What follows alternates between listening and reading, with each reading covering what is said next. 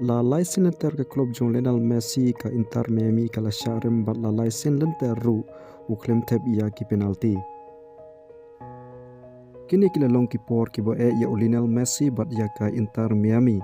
Ka Inter Miami kalamat ia kawe na kipor kibo tamha kane ka benta jong kane ka ayom da kaba kalamat ya kinamrem la laisen lenter bat la banong ba ka jingya jong ka tim kala nang hiar.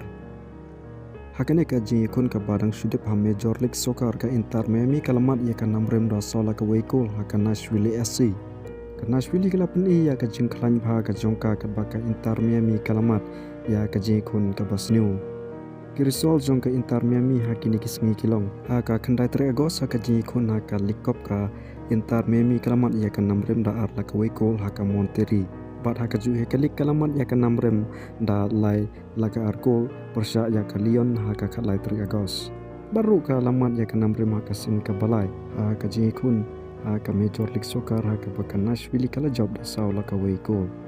Haka jingi kun persya ya ka Nashville Lionel Messi ulayo ya kalat lang baka penalti hendrai uklem la ban pun kala ya ka sha ka gol. Bat kane kalong ka penalti ka bala laisen dan ter menta ba Lionel Messi uklem tep.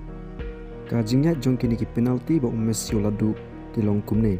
Number way ka dei ka ba ulamis ha ka jingi kun perca ya ka Austria ha ka group stage jong ka FIFA World Cup. Number ar ulamis biang ya ka penalti ha ka jingi kun round 16 perca ya ka Egypt ha ka ne ka FIFA World Cup. But number lai ku bangal ong mene ka dei ka penalti ka ba ulamis ha ka jingi kun perca ya ka Nashville SC ha ka jingi kun ha ka Major League Soccer. Kumne hi ha ka football wat lada klan makanaru hap matlang ia kijing sngosi bat kijing syarem.